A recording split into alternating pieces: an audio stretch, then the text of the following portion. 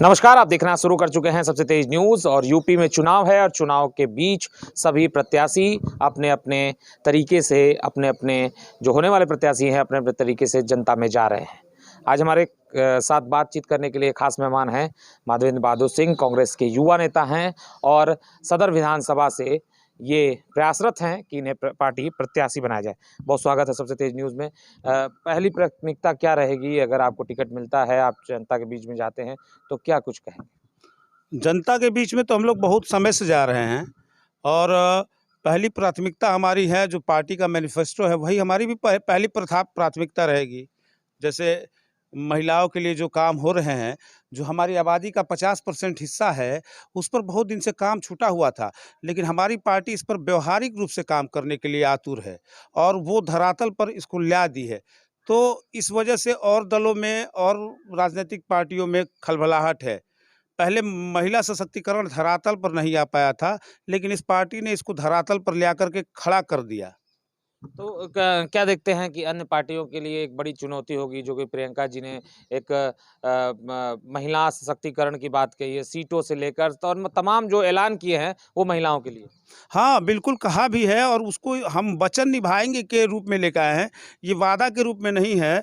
और उसको जितनी भी पार्टी की टिकट घोषित हुई है उसमें 40% तो आ ही रहा है। इसका मतलब उसको इम्प्लीमेंट कर दिया उन्होंने। अब समस्या ये है कि ये नया ट्रेंड है। जैसे पहले पुराने ट्रेंड जातिगत आधार को तोड़ने के लिए, ये नया ट्रेंड है कि आबादी का आधा हिस्सा हमारे पार्टी के साथ आएगा और उस पर काम होना, बहुत दिन से बातें हो रही हैं लेकिन अब काम होना शुरू हुआ है। किस तरह देखते हैं कि इससे जनता में एक बदलाव आएगा? किस तरह से आपको इसका एक लाभ मिलेगा? नहीं, महिला सशक्तिकरण पर तो बहुत दिन से बात हो रही थी, लेकिन एग्जीक्यूट करना इसको मुश्किल हो रहा था। तो पहले तो आप ये समझिए कि धरातल पर पहले 40% लोगों को टिकट दे करके पार्टी हमारी ले आई। अब अगला कदम ये होगा कि जैसे एंड्रॉयड फ़ोन देना है उनको, जो हाई स्कूल में पढ़ते हैं या इंटर में जो पास लड़कियां हैं, और स्कूटी देना है उसके बाद ग्रेजुएशन वाली लड़कियों को। तो इसके बाद जो है नौकरियों में भी 40% की बात कांग्रेस कर रही है। तो ये वचन के रूप में ले आई, वादे के रूप में नहीं ले आई है, और ये महिलाओं को ले करके देगी। जिसकी बात बहुत दिनों से हो रही थी उसको एग्जीक्यूट किया जा रहा है। और हमारी अखिल भारतीय कांग्रेस कमेटी की जो महासचिव हैं प्रियंका गांधी जी, इस मुद्दे पर बहुत इसको अमल में ले आ दी। इसके लिए बहुत बहुत धन्यवाद उनका। आप मऊ से प्रयासरत हैं। बिल्कुल। मऊ में मुख्तार अंसारी 5 बार से विधायक हैं।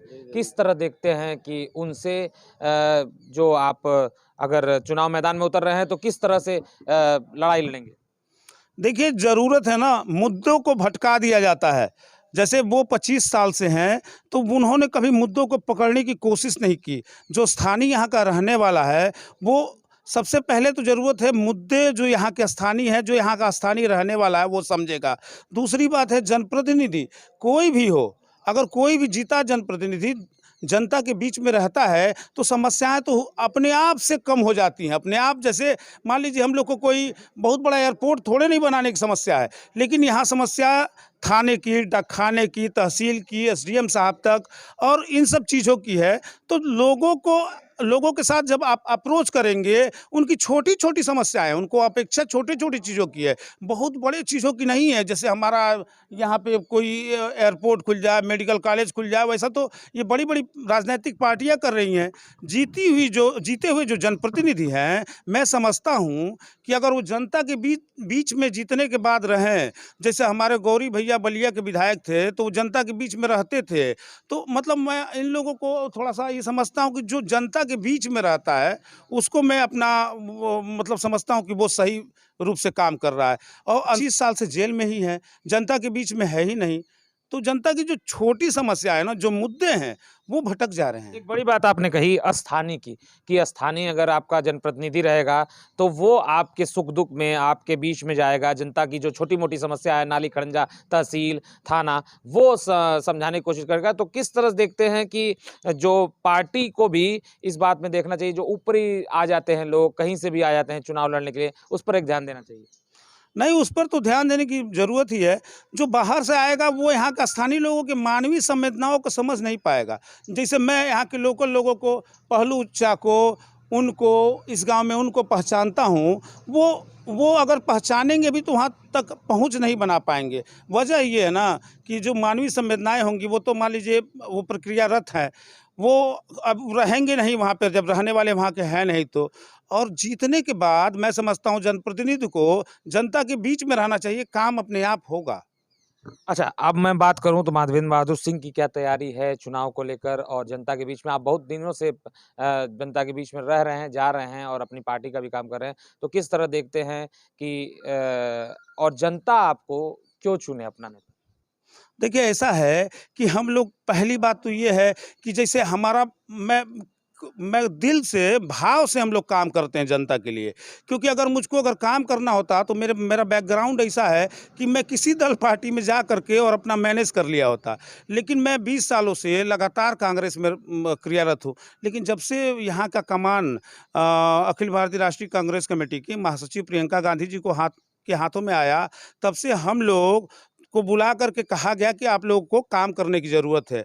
और हम लोगों ने जनता के बीच में आज 17 महीने से जाना शुरू किए। उसमें आप देखे होंगे जैसे रतनपुरा में मैं 7 बड़ी-बड़ी सभाओं को कराया और उसमें जो लोगों का उद्वेलन था वो निकल करके आया कि 5-5 हज़ार की संख्या, 3-3 हज़ार की संख्या लोगों के पास आ रहा था। परदहा में फिर हम लोगों ने काम करना शुरू किया। गाँव-गाँव, घर-घर, चौखट-चौखट हम लोग अप्रोच किए। तो उससे बंदेवी में जो कार्यक्रम हुआ वो 10-12 हज़ार लोग निकल करके आए। तो लोगों में कहीं न कहीं दलीय सीमाएँ और वो जातिगत सीमाएँ टूट गई हैं पुनीत भैया। और इसको समझने की ज़रूरत है कि लोगों को भावनाओं के साथ रहने की ज़रूरत है। जनप्रतिनिधि जो हमारा हो, मैं ये मानता हूँ कि हमारे बीच में रहने वाला हो। अच्छा ये बताइए कांग्रेस तो यूपी में लगभग अभी बहुत कमज़ोर है, लेकिन किस तरह देखते हैं इस बार उत्तर प्रदेश के चुनाव में जो 2022 का जो चुनाव है, उसमें कांग्रेस किस तरह से तेज़ी से उभर के आएगी? देखिए जो 2022 है उसमें काम तो ये लोग किए हैं, हम लोग जैसे 2 साल से काम कर रहे हैं। उसमें काम जैसे ये हुआ है ना कि पहले तो ब्लॉकों की कमेटियाँ बनी हैं। ब्लॉकों की कमेटियों के बाद हम लोग न्याय पंचायत, जैसे एक ब्लॉक में अगर 9 न्याय पंचायत है तो 9 न्याय पंचायत की कमेटियाँ बनी और ये पहली बार धरातल पर बनी है। जैसे अगर न्याय पंचायत का जो वो है अध्यक्ष है, वो एकदम काडर है और जुड़ा रहता है पार्टी के ब्लॉक अध्यक्ष से और जिला अध्यक्ष से। तो और जो प्रत्याशी हैं अब उससे जुड़ गया है। तो ये बहुत सहायता की है हम लोग इसी वजह तो से। प्रियंका गांधी के आने के बाद हाँ। बदली है कांग्रेस यूपी में। अरे ये नई वर्जन कांग्रेस की है, जो प्रियंका जी के बाद आने की बात है ना, ये पहली बार धरातल पे काम हो रहा है। पहले ऐसा काम ही नहीं हुआ था। कभी कांग्रेस गाँव में बूथ वाइज़ काम ही नहीं की इसका थी। उत्तर प्रदेश चुनाव में असर बहुत ज़्यादा व्यापक तौर पे पड़ेगा। नहीं, व्यापक तौर पे तो बिल्कुल पड़ेगा, एकदम निश्चित रूप से पड़ने जा रहा है व्यापक तौर से। और आप जानिए कि जो चेहरा है ना प्रियंका जी का, वो मुख्यमंत्री के रूप में सामने आया है, तो लोगों में एक भावना दिख रही कि अरे! कोई तो ऐसा है जो सही ढंग से इस प्रदेश को चला सकता है। मैं ये मानता हूँ। चलिए, ये थे माधवेंद्र बहादुर सिंह जो हमसे बात कर रहे थे और बता रहे थे कि कांग्रेस मजबूत हो रही है और कांग्रेस 2022 में अपना नया परचम लहराने वाली है। इस वीडियो पे आपकी क्या राय है? कमेंट कर जरूर बताएं। नए हैं तो फटाफट से हमारा यूट्यूब चैनल सब्सक्राइब कर लें। अगर ये वीडियो हमारे फेसबुक पेज पे देख रहे हैं तो पेज को लाइक करना ना भूलें। धन्यवाद।